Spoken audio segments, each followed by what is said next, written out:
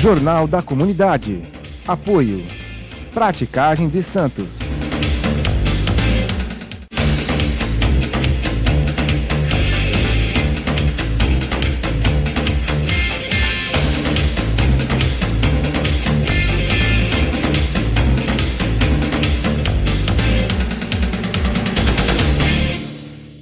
Cá estamos novamente na TV Com, canal 11 da NET. Que alegria, que momento maravilhoso saber que você nos acompanha há mais de 20 anos. Muito obrigado a Demóstenes Apostolides, Mota Demóstenes. Também a José Alves de Moura. Duas pessoas ícones na minha vida que me trouxeram até aqui, onde quer que os senhores estejam. Outro ponto. Aumente o volume, por favor. O que está acontecendo novamente no maior porto do hemisfério sul? Os trabalhadores estivadores, em um momento junto ao órgão de mão de obra, que implantou uma escala eletrônica, com que não concorda os trabalhadores. Para ter uma ideia, ontem, essa semana, tivemos mais de 10 viaturas na porta do ógimo, porque na iminência dos trabalhadores irem para a porta do ógimo. Por que isso? Porque lá no posto de escalação 1 e no 2, o ógimo retirou todos os seus trabalhadores de lá, os escaladores. Com esse motivo, os trabalhadores não conseguem fazer a escala eletrônica. E estou muito preocupado, muito preocupado, porque na legislação, automaticamente, hoje se pode trabalhar sem o estivador a bordo da embarcação. Já acontece nos terminais.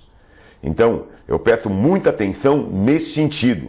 Os trabalhadores não estão em greve, mas o operador quer trabalhar, então atente para esse ponto. Algo pode acontecer. Aquela frase que vai tocar os nossos corações. Sem sonhos, a vida não tem brilho. Sem metas, os sonhos não têm alicerces. Sem prioridades, os sonhos não se tornam reais. Sonhe, trace metas, estabeleça prioridades e corra risco para executar seus sonhos. Melhor é errar por tentar do que errar por omitir. Maravilhosa frase. Tem a ver com o nosso convidado que hoje vem nos visitar. E fico feliz de receber pessoas da sociedade que estão aqui para conversar comigo, Jorge Fernandes. Edmir Santos Nascimento. Ele que faz parte de um momento interessante da nossa história, vem contar a sua história. Eu já faço a pergunta e ele vai responder para a gente. Quem é Edmir Santos Nascimento? Qual a sua história? Quais os seus momentos? É um prazer te receber aqui. Obrigado, Jorge Fernandes. Eu saúdo aos telespectadores. Obrigado. E gostaria de dizer que eu sou uma pessoa que vem de uma formação, uma família bem constituída, que morava nas casas populares da Bacia do Macuco, onde eu cresci até a adolescência, a juventude. E lá até ajudei a formar uma escola de samba, né? Na adolescência eu fui um protagonista, que eu fui diretor dessa escola de samba. E ajudei a fundar, eu tinha 16 para 17 anos. E fiz o colégio técnico do Escola Oscar Rosa, trabalhei na COSIPA por algum tempo, depois entrei no Porto, me formei em administração de empresa, né? Fiz uma pós-graduação em comércio exterior, tenho 3 filhos, não um neto, sou casado há 41 anos, né? E tenho uma vida dedicada, desde 1996, a criança e adolescente. Eu faço parte da Pastoral do Menor da Diocese de Santos e é uma diretriz da pastoral a atuar na defesa dos direitos de criança e adolescente. E já fui conselheiro tutelar de 1999 a 2006 e de 2005 até hoje eu sou conselheiro municipal dos direitos da criança e adolescente. Já por 3 mandatos fui presidente, hoje me encontro como vice-presidente, representando a sociedade civil, e atuando como coordenador da eleição dos conselhos tutelares agora 2019 e 2024. Perfeito. Qual o papel e que vem a ser o CMDCA? O CMDCA é um Conselho Municipal dos Direitos da Criança e Adolescente. Ele é uma resposta da Constituição. A Constituição Cidadã, ela deu essa oportunidade da sociedade se organizar e participar das discussões das políticas nos municípios. E foram criados vários conselhos. O Conselho da Saúde, o Conselho da Assistência, o Conselho da Educação e veio o Conselho da Criança e Adolescente, que ele está respaldado pelo Estatuto da Criança e Adolescente. Isso é importante. Aí falamos aqui em conselho tutelar. Qual o papel do conselho tutelar e também do conselheiro? Bom, o conselho tutelar é talvez o principal ator do sistema de garantia de direito, que é o que está embasado pelo Estatuto da Criança e Adolescente. A função dele é receber denúncias, né, de violações de direitos de criança e adolescente. E quem pode violar direitos de criança e adolescente? É pais responsáveis, é o próprio Estado, quando nega algum direito que tem essa criança e adolescente, direitos fundamentais, e pela própria conduta dele, quando ele se envolve com a questão do ato infracional. Mas o Conselho Tutelar nas duas primeiras, sobretudo nas duas primeiras, que é a família e o Estado, ele deve intervir para poder garantir o direito da criança e adolescente, respeitando o que está na doutrina da proteção integral, que garante todos os direitos à criança e adolescente. No dia 6 de outubro, você tem um papel fundamental: ir votar. Por que a pessoa deve ir votar, haja visto que não é obrigatório? Exatamente.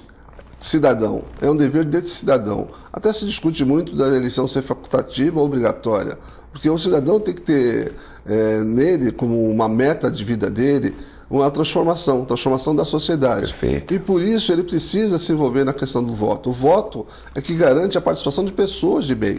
Se ele não for votar, se ele se recusar a votar, ou se omitir, como você falou, a omissão é uma das piores, um dos piores pecados, ele vai estar contribuindo para as pessoas, às vezes não muito categorizadas, muito preparadas para assumir postos importantes na sociedade. Por isso é importante, né? A gente faz uma conclama para que a sociedade nesse dia se mobilize e vá votar no dia 6. Né? São 16 escolas que a gente colocou, escolas municipais, e ela faça esse esforço, vá votar, porque ela vai contribuir para colocar pessoas mais qualificadas como um conselheiro tutelar. Talvez você não precise, é um ponto, é uma realidade, mas é importante votar por esse motivo no caso dessas crianças que estão aí. O papel do conselheiro é muito importante. Vou voltar com essa questão ainda. Aliás, quando o Edmir colocou com relação a essa omissão da nossa frase inicial, que foi para você essa frase: a omissão não é um bom caminho. Se você não precisa, um amigo, alguém um dia vai precisar e você vai ter que externar o seu pensamento. Vamos a um breve intervalo e voltamos daqui a poucos instantes com Alô Comunidade. Eu te espero.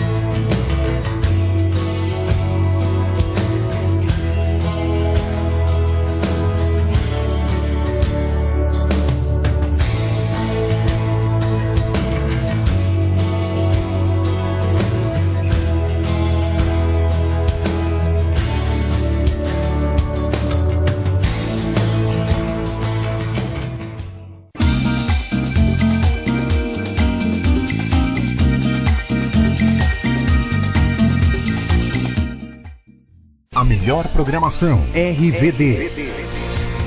Mande a sua mensagem para o nosso WhatsApp 13 997 72 8946. Peça sua música, mande seu recado e concorra a muitos prêmios. Rádio RVD, música e esporte para você.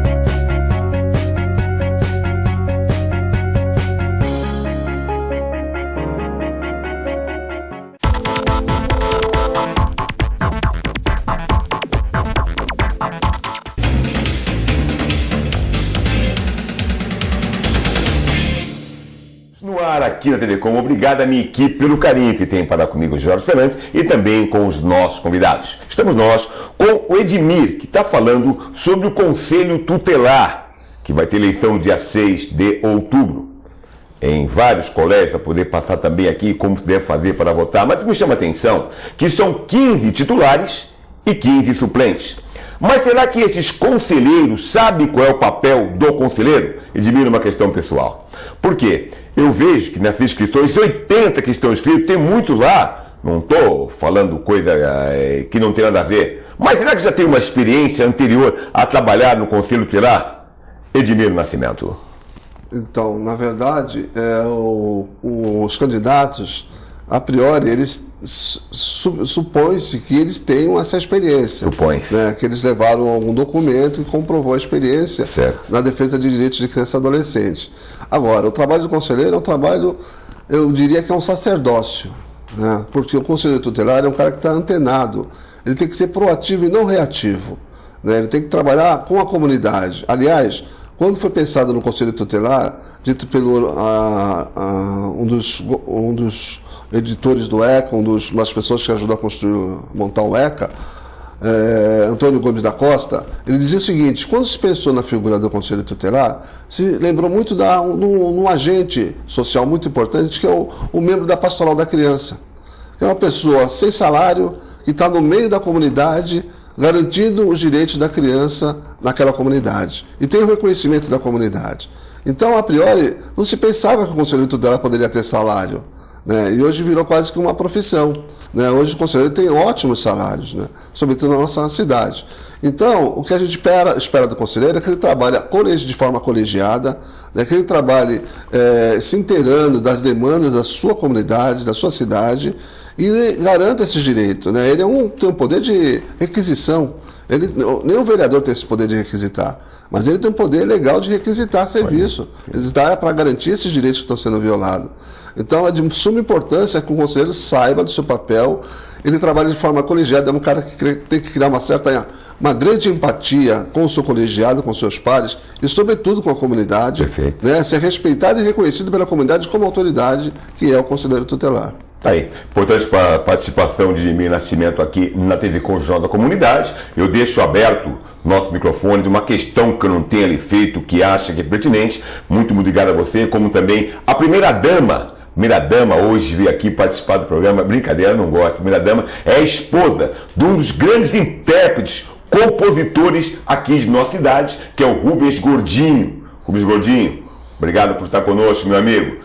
Edmir, alguma questão que eu tenha feito que é pertinente, o tempo é teu. Bom, eu agradeço realmente a Sandra Santos, faz parte da comissão, né, ela é chefe da Infância e Adolescência na Prefeitura de Santos, e agradeço também aos membros da comissão, que são todos voluntários, e fica esse convite, né, esse clamor aí para as pessoas ir votarem no dia 6. Vai funcionar das 8 às 17 horas e todos os candidatos, assim como os locais de votação, estão no portal da Prefeitura de Santos. Essa eleição é uma eleição nacional. Então eu falo pela minha cidade de Santos, mas falo pela nossa região. Né? Que todos os candidatos aqui da nossa região recebam muitos votos, né? E procure saber quem é o seu candidato, né? Qual é a história dele, né? Para que depois você cobre. Não adianta só votar. Votar é importante, mas tem que fazer um controle social. Você tem que acompanhar o desempenho do seu candidato para ver se ele realmente merece, numa próxima eleição, receber o seu voto. Obrigado, Edmir. Eu que agradeço a oportunidade. Obrigado. Então, para encerrar, com relação a você que é conselheiro tutelar, que está se candidatando, você não pode conceder entrevista nem em rádio e nem na televisão. Portanto, fica essa dica aí. Você, aliás, viram qual o Edmir colocou para vereador, é quase igual, mas você não pode dar entrevista nem em rádio nem na televisão. Fica o nosso alerta aí, se você quiser aceitar, fique à vontade. Mas eu digo mais. Fique conosco, por favor.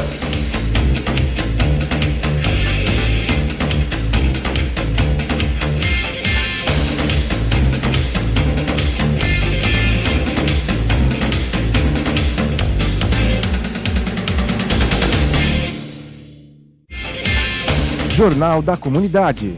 Apoio. Praticagem de Santos.